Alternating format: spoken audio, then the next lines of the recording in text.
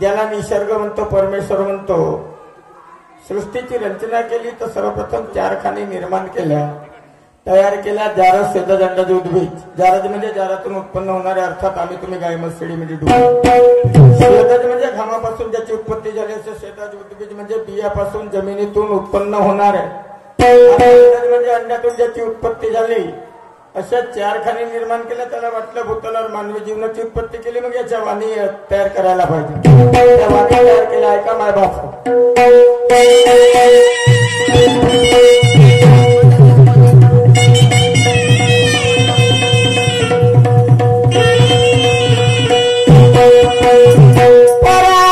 परापशन्ति मध्यमा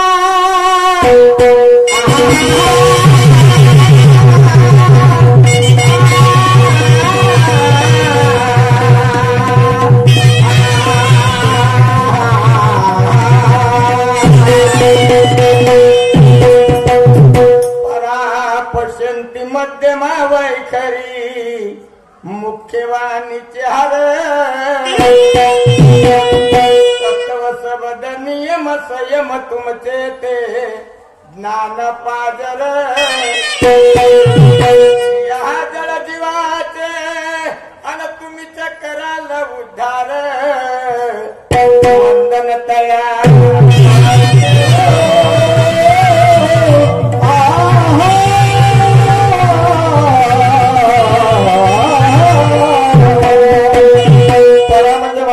श्रद्धेतून निर्माण होणारी वाणी. पश्यंती म्हणजे हृदयस्थानातून, मध्यमा म्हणजे कंठस्थानातून, आणि बोलतो या वाणीला, या वाचेला वैखरी वाणी, वैखरी वाचा म्हटलं जातं. 4 खाणी, 4 मुक्त्या, 4 खाणी, 4 वाणी. 184 जीवनी कोणत्या तर पशुच्या 30, पक्ष्याचे 20, प्राण्यामध्ये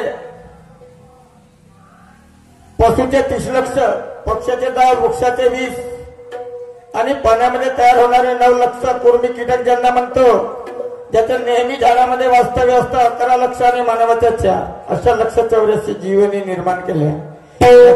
नेमकं कारण की या भूतलावर मानवी जीवनाची उत्पत्ती केली, पण हा माणूस राहिला ना. माणूस सगळे दिसतात पण माणूस बनणं कठीण आहे. आणि माणूस जर तयार झाला तो खरोखर माणूस बनला तर त्याचा पुन्हा पुनर्जन्म होत नाही. तर माणसासारखा दिसत असून कृत्य जर जनावरासारखे असतील तर त्याची गणना पशुमध्ये केली जाईल. आणि म्हणून लक्ष 84 जीवनी मागे लागले आहेत. आणि याकरता अनेकदा अशिक्षितेमुळे अनेकदा भारत देश गुलाम झाला. याला स्वातंत्र्य मिळवण्याकरता वीरांनी काय केलं मायबाप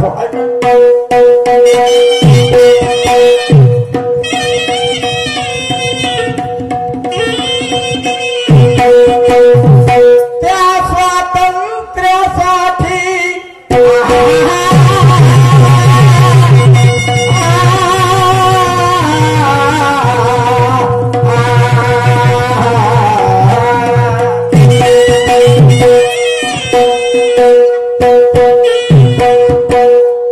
स्वातंत्र्यासाठी ते अनेक वीर लढले.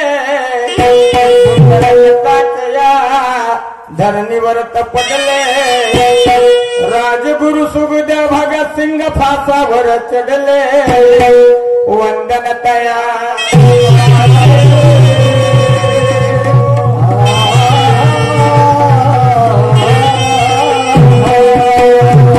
गुरु माझे ते सुभान राव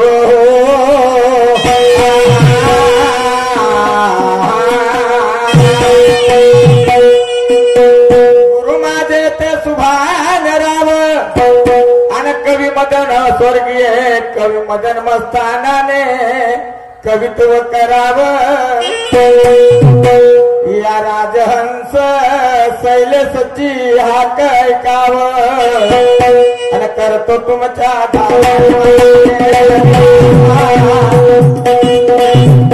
हो राम माझे रामा राम माझे रामा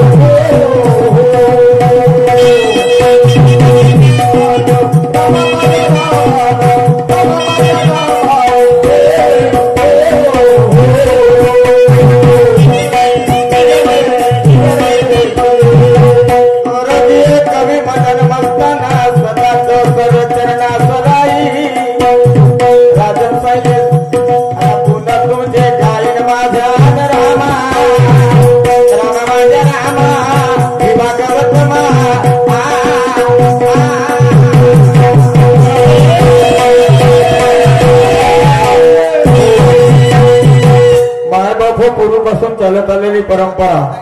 ज्या आईच्या उदरातून आपण बाहेर निघालो तिनं आईनं शिकवलं मी तुझी आई होते ते तुझे वडील लागतात ते तुझे काकू ते तुझे काका ते तुझी मावशी ते तुझे मामा. तर कोणत्याही शुभ कार्याला प्रारंभ करताना गायन कलेचे असो नृत्य कलेचे असो हिंदू धर्माच्या नियमानुसार देशातील संस्कृती तयार झालेली आहे की त्या श्री गणेश भगवंताचं विधिवत पूजन केलं जातं. त्याला त्रिवार वंदन आणि नंतर पुढच्या कार्यक्रमाला सुरुवात. आणि त्या माध्यमातून रीतिरिवाजाप्रमाणे आपापल्या धर्माच्या नियमानुसार त्या परमेश्वराचं पूजन करतो आहे. पिक्चर आहे आखरी गुलाम मालिक मेरे ऐका.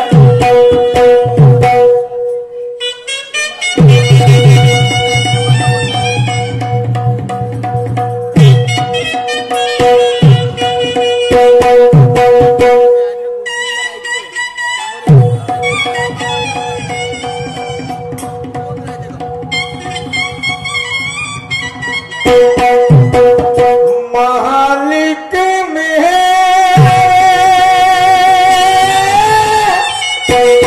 वो टूपिस के बस एक तेरा ही ना बस एक तेरा ही ना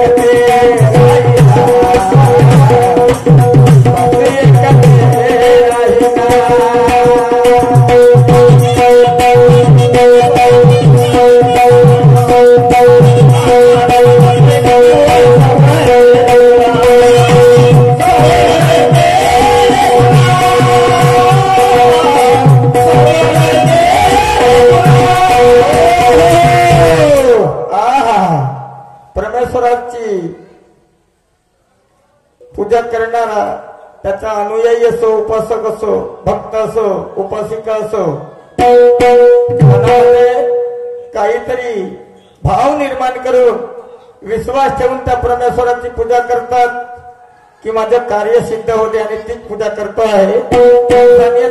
इंसान बना देती है, को आसान बना देती है। लोग भी जाते मंदिरों में पूजा करने, क्योंकि अस्थायी पत्थरों को भगवान बना देती। जिथं विश्वास आहे तिथं देव आहे, जिथं विश्वास नाही तिथं देव नाही। मी म्हणत नाही, संत म्हणतात कितीतरी तीर्थक्षेत्र फिरतो हा भाविक भक्त, जास्त दिवस, जास्त हप्ते, जास्त वेळ, जास्त 15 महिने आणि वर्षापर्यंत हा भाविक भक्त त्या तीर्थक्षेत्रामध्ये स्थायिक राहत नाही। याचं नेमकं कारण तीर्थक्षेत्रामध्ये जे मंदिर आहे, मंदिरामध्ये मूर्त्या बसलेल्या आहेत, त्या फक्त मूर्त्या दिसतात, पण त्यामध्ये परमेश्वर नाही त्या मंदिरात, त्या तीर्थक्षेत्रामध्ये। मी म्हणत नाही, संत म्हणतात जत्रा में बिटा फतरा तीरथ बना है पानी, दुनिया भाई दिवाळी तो पैसे की धुडधाम। अरे आहे म्हणत तो पावते म्हणत, म्हणून शहाण्याचं म्हणणं है कर्म नहीं का कर बंदे किस्मत बनी रहेगी दासी। यावा घूमने की जरूरत नहीं, क्योंकि घर में मथुरा काशी जग फिरून अर्थ नाही, राष्ट्रसंतांचं म्हणणं होतं। आणि आई वडिलासारखं तीर्थ नाही, पण आम्हाला त्याचं भान नाही, आजची सोबत म्हणून त्या निसर्गाला, परमेश्वराला माझं म्हणणं काय,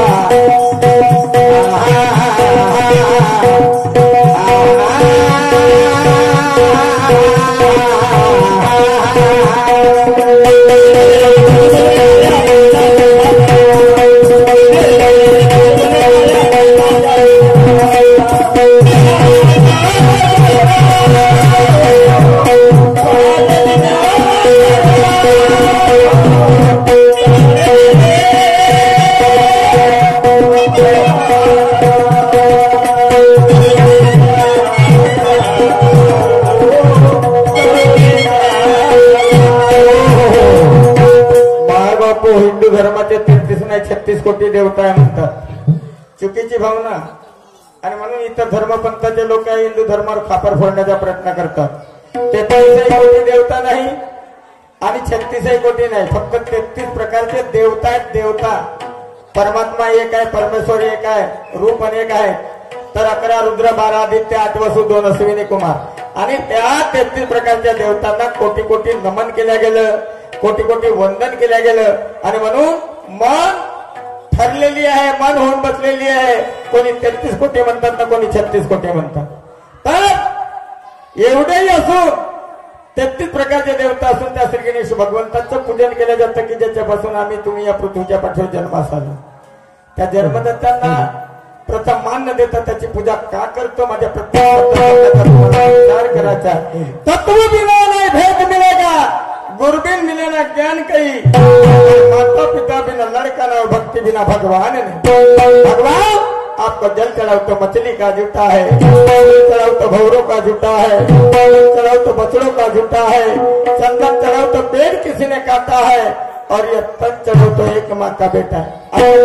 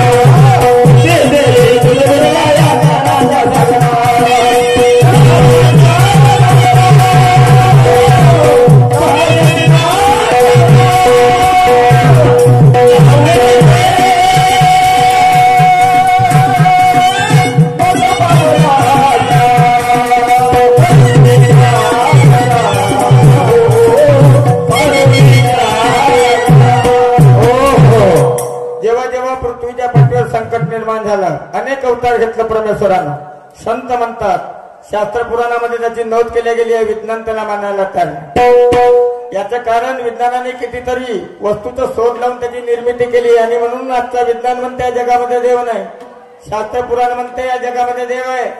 विज्ञान त्याला मानायला तयार नाही.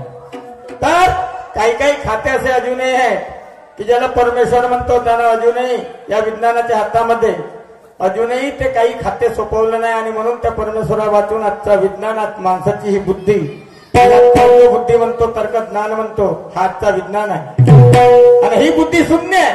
जे शास्त्रानं घडवण्यानं ते विज्ञानाकडून साध्य झालं नाही. जे विज्ञानानं साध्य केलं तर ते शास्त्राकडून जमलं नाही. आजची मार्मिकता आणि म्हणून दोघांचाही समन्वय विचार करून हे जीवन जगणे महत्वाचे. एखाद्या मार्गाचा अवलंबन करण्याचा प्रयत्न केला तर साऱ्या सृष्टीचं नाश झाल्याशिवाय राहणार नाही. म्हणून त्या परमेश्वराला पुढे माझ्या म्हणणं काय, मागणं काय, ऐका.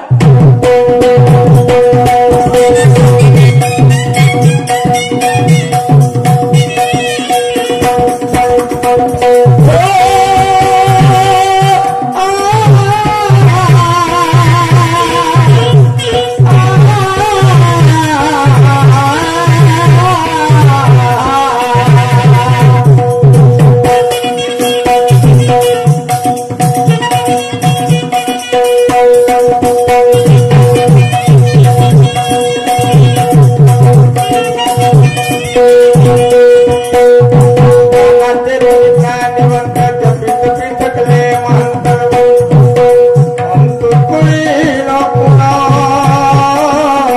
अंतकुळी न पुरा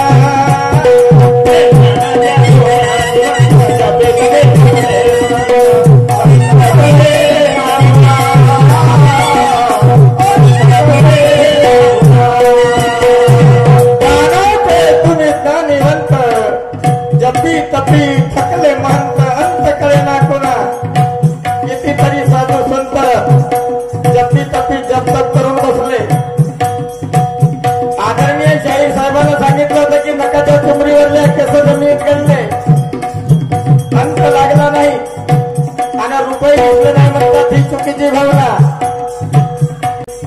परमेश्वरानं संत जनाबाईच्या बाळकपणाचे 9 दिवस बाळुक्या धुतले. तिला त्याची वडकी जाणीव झाली नाही. यात दोष कुणाचा? 5 पांडवासंग जीवनाच्या त्यांच्या जीवनाच्या शेवट होईपर्यंत श्रीकृष्ण भगवान परमेश्वराचा प्रथम अवतार महाभारत घडवून आणला. अर्जुनाला म्हणतो बाण चालव, सगळे माझेच आहेत. ज्याला माझे म्हणतोस ते तुला मारल्याशिवाय ठेवणार नाही म्हणजे पाप होईल. पाप पुण्य बघत बसेल. विश्वास बसत करता परम स्वरूप टाकावं लागलं आणि म्हणून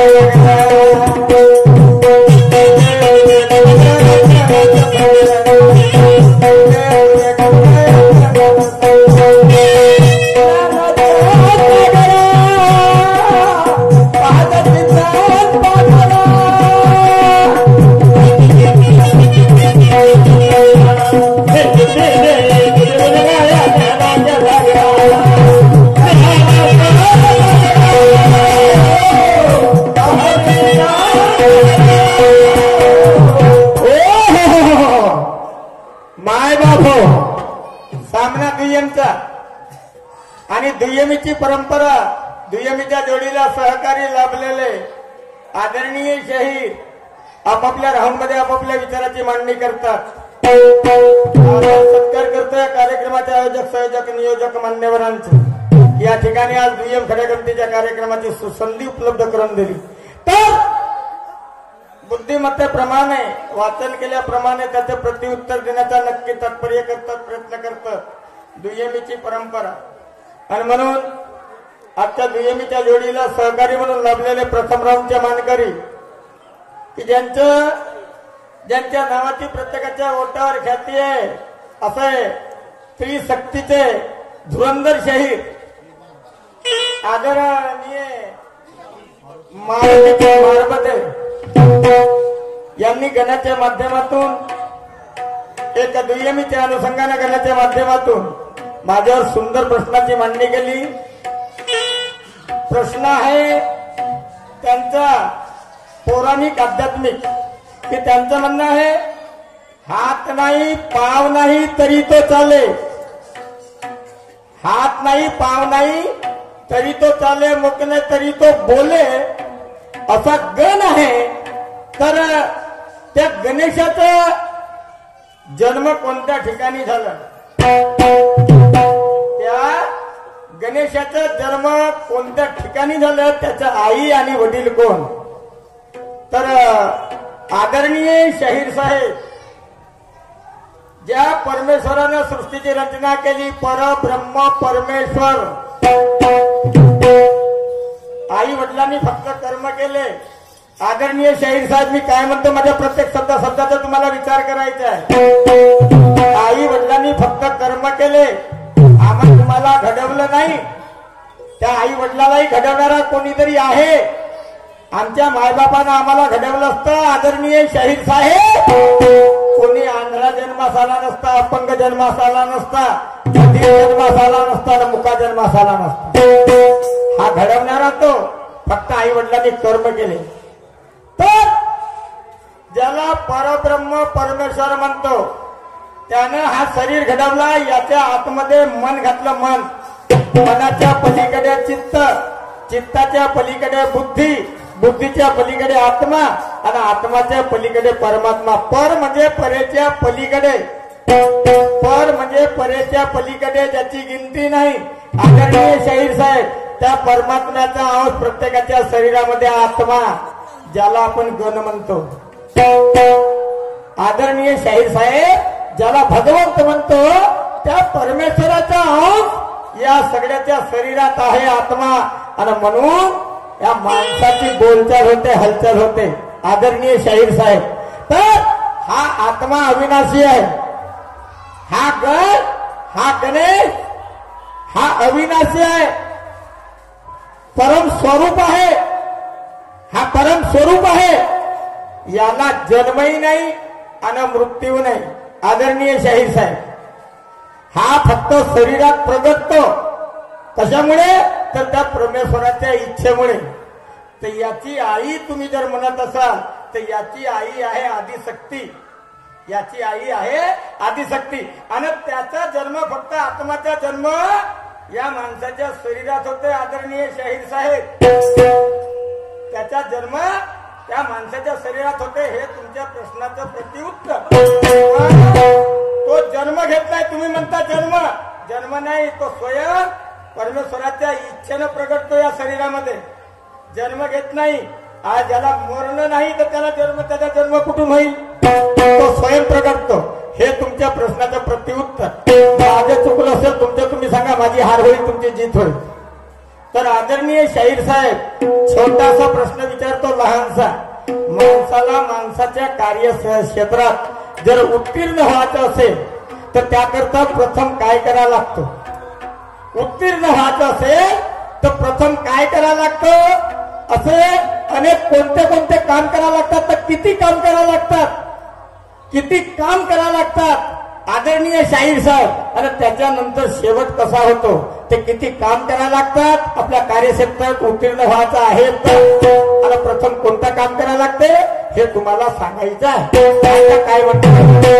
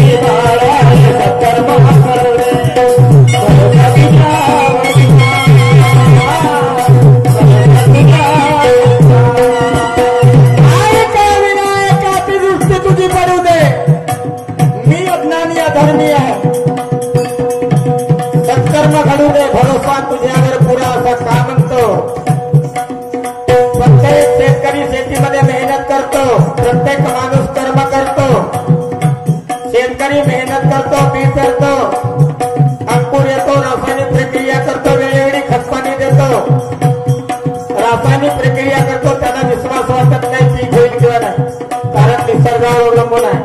आणि झालं तर घरी येईल किंवा नाही, कारण सगळ्या गोष्टी त्या निसर्गावर अवलंबून आहेत. आणि निसर्ग हाच खरा परमेश्वर. आदरणीय शाहीर साहेब त्यांचा आत्मा आहे म्हणून हा माणूस बोलतो, आणि हा आत्मा आहे म्हणून बोलतो. हा आत्मा जर निघून गेला तर हा शरीर पृथ्वीच्या पाठीवर मातीसारखा पडून राहिल्याशिवाय राहणार नाही. या आत्म्याला आई नाही आणि बापाही नाही. तुम्ही म्हणता याचा जन्म कुठे झाला तर फक्त याचा शरीरात जन्म होतो, हा प्रगट तो जन्म घेत नाही.